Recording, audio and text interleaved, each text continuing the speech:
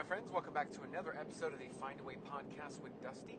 Hopefully you're doing well on your journey. This year is now 2026. It is a new year. I've started something on Instagram as 21 tips, 21 days, a tip for every day for the first 21 days of the year to help you on your weight loss journey. And a lot of it, I think many of us are aware of. If you've been following my journey. Sorry, I had a slowdown. I'm on my way back from the half marathon, and there was a slowdown. So, though I am not paying attention to anything in front of me, because this is just a voice memo that I turn on, I am distracted for a moment. But now, it seems like we are moving. At least for now. Anyways, how are you? How's your journey? How are things? What's the up? What's the down? What's the rhythm? What's the frown? Do you feel upside down? Are you going into town? This is not starting off too productive.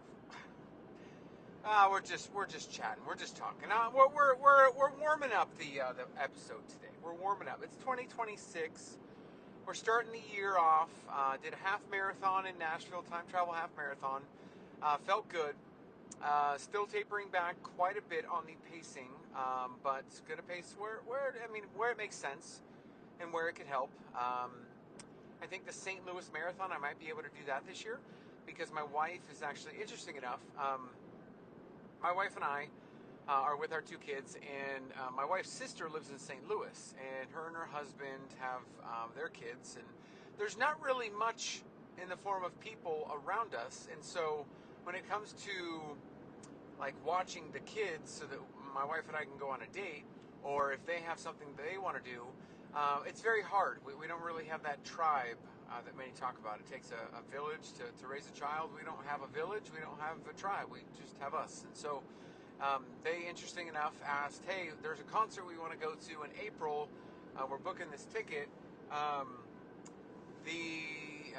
you available? And what's interesting, I was like, St. Louis that weekend? I wonder, because I know the St. Louis Marathon is in April, so, and I look and it's the exact same weekend. So I'll be able to go run the marathon on Saturday. I'll probably get a date night with my wife on Saturday night, and then they'd be able to go to their concert on Sunday. So we are planning date nights 3 to 4 months ahead of time. That's how it has to be done. Speaking about planning, that's really what a lot of success on the journey comes down to, is a pre-made, pre-prepared plan. Something that sets you up for success, not just for the day or for even the week, but for a longer period of time. I see so many folks be successful because they're able to meal prep and able to plan ahead of time their meals. And that's where, if you haven't gone into it, there's so much out there now that's free, like plans and structures and how to do things. Meal planning, meal prepping, even online grocery delivery. A lot of that stuff, that's going to be very helpful. And if you're not, haven't looked into that and don't think that would be much help, I'm telling you, it is, it can be. When my wife and I go shopping, it's interesting. You'll notice a shift in how we shop. It depends on what we're focused on. I actually want to drop some weight to get ready to run faster, and that even if I am happy, say at my current weight, or if I want to, build muscle and get stronger, I have to be conscious that if I want to be fast, weight, whether it's muscle or fat, matters. Weight, whether it's muscle or fat, matters when it comes down to running. The lighter you are, no matter what, you're going to be quicker. You can be as strong as humanly, like however strong you want to be, you can be that. But the additional muscle mass is going to slow you down. And so that's where you've really got to find the happy median and what you want to do. I want to drop some weight in the sense of, if I'm going to be competing and doing a marathon, like going for a PR at the end of the year, I'm probably going to have to drop some weight. Now, I do want to focus a little bit more on strength training and not really pace and run as much, because that's something that I miss. And so that's where I'm going to actively be working on dropping weight through a focused strength training program and a high intensity interval circuit that I'm just used to doing. And I do see a very big benefit to all the machines at a commercial gym. I'm able to really lock in at a commercial gym at, going into multiple machines and having all this variety. It is very beneficial to have a home gym in my Force USA units, and the whole setup with kettlebells, everything that I've got has been very beneficial. I will say that it's a lot easier to slack off when you're at home, because I've got the TV. I'll throw on a show on Netflix, and all of a sudden be sitting there for 5 minutes watching a show, and I'm totally not in my burning zone anymore when lifting. When at the gym, I'm definitely in that, and I'm not just sitting there looking. Like, I'm not sitting on a machine just watching TV. I'm conscious that other people want to use the machine, so I'm moving. I'm active. I'm getting on it, and I'm not that as much that's at home. And so I notice a difference.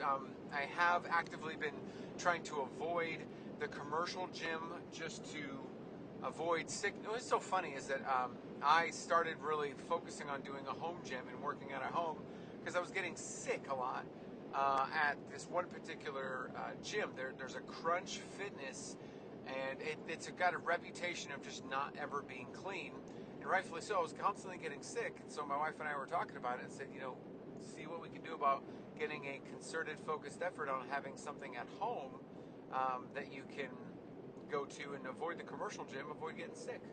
And so in that process, I ended up moving over to another gym, Planet Fitness, which is just really big on cleanliness, which is awesome. But I'm still at home.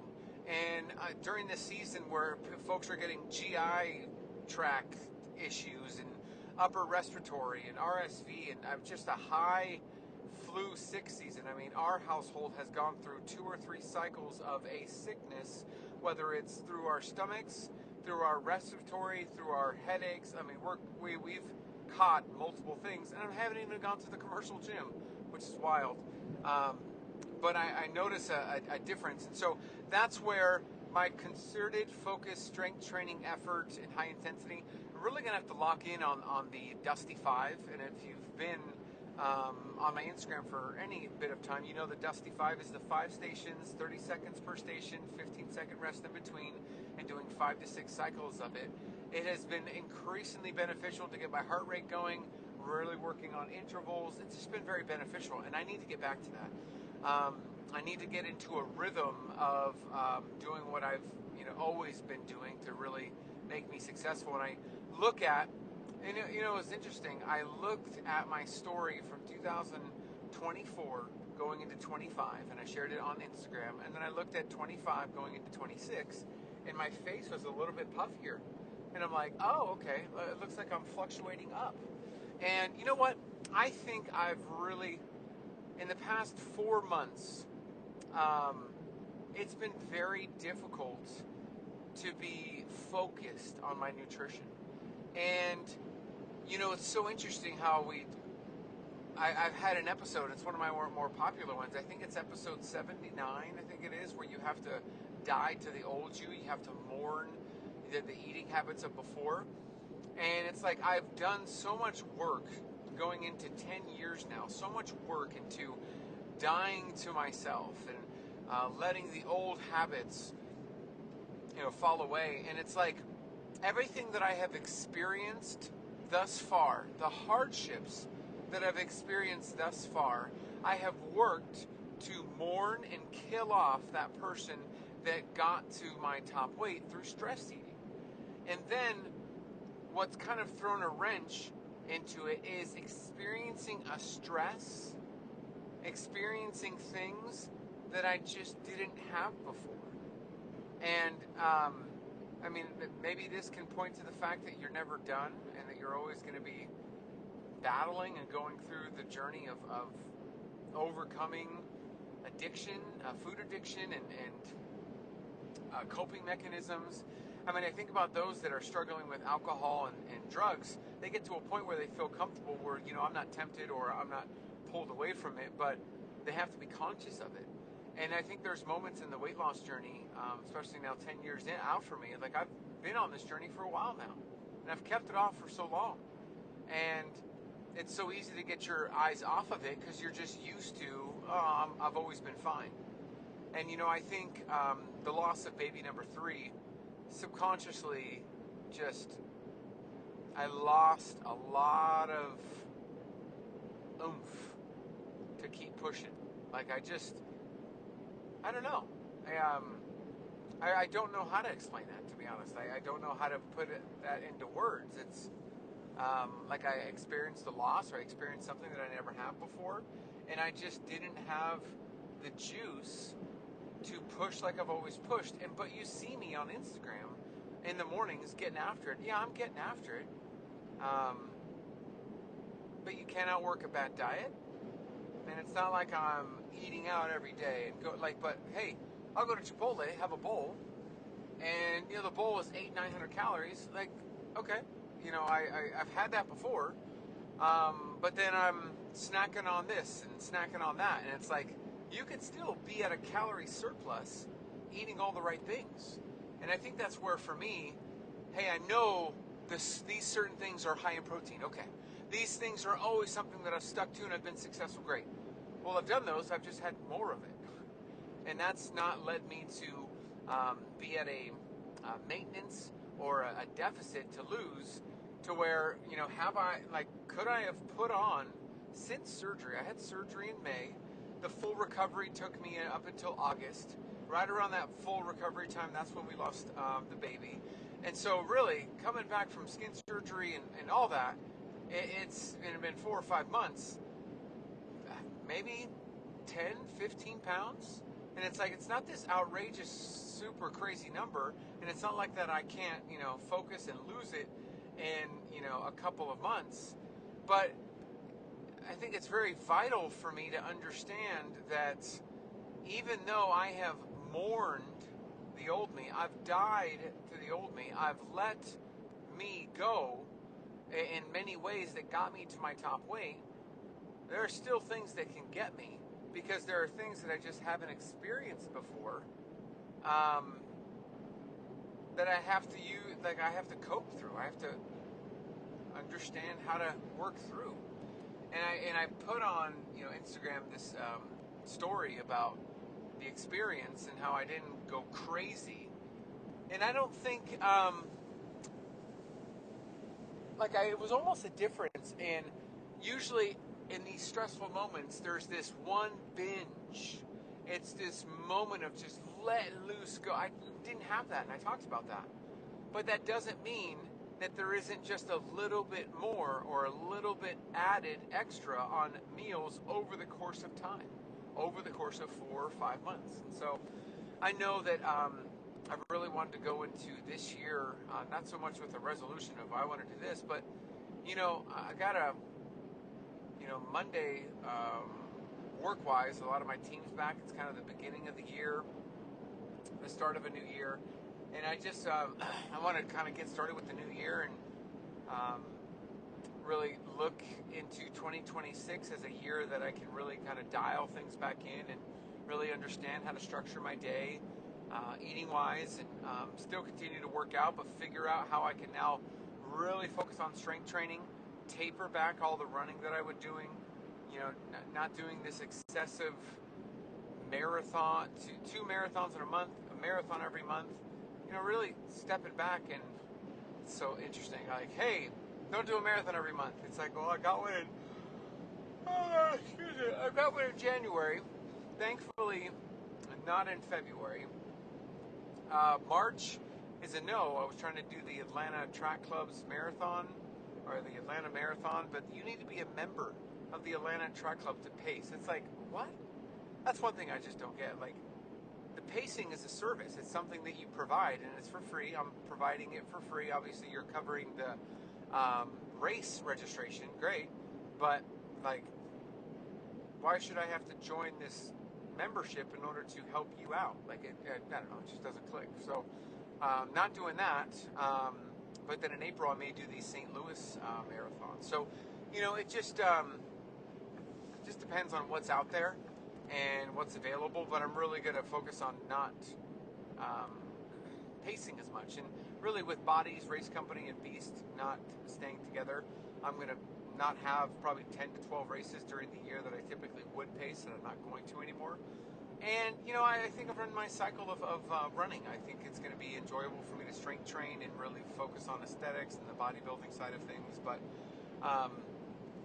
just an encouragement on your journey that though, yes, I've gone through these 4 months of difficulty and possibly a gain of 10 to 15 pounds, I'm not like, oh my gosh, what have I done? It's all over. Like, I'm confident that, hey, I've done this before. I know the structure. So let's get back in it with a positive mindset. And I think for some of us, maybe you've experienced a gain back in your weight and you're just throwing in the towel like, oh my God. No. Be encouraged that you did it before and you're going to do it again. You knew what to do. You know how to do it. Just get into it. Just get into it. Find out what took you out before, what the vices were, and really work on shifting and getting into something sustainable. And get back in. You got to have a positive mindset in this whole thing, because you're doing this for the rest of your life. It's not so much weight loss for the rest of your life until you're anorexic, but you're going to be watching what you eat and being focused on your journey, and you're going to be doing this for the rest of your life. So you might as well have a positive outlook or a positive mindset towards it, and not doom and gloom it. Like, hey, I've got to lose some weight. Okay, great. Let's lose some weight. Let's find what's going to help us be successful. Let's, find the foods that we like to eat, the things that we enjoy. Let's get into them. Let's go shopping. Let's build a habit. Let's get rid of that stuff that's tanking us on our journey, that's bringing us down, not helping us. Let's take those out. Have a positive outlook of yeah, I'm going to do this thing. And you're like, I've got 50 pounds to lose. It's like, well, you know what? The end of this year, 2026, what if you're down 20, 25 pounds? It's like, that's awesome. It's going to be a positive thing. So just try to focus on the positive if you can, in the best way that you can. So that's it. That's all for this particular episode. Thanks for joining me here on the Find Your Way podcast with Dusty.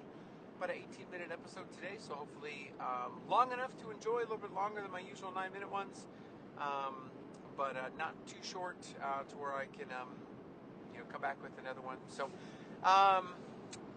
that's it. That's all, my friends. I'll talk to you on the next one. Take care.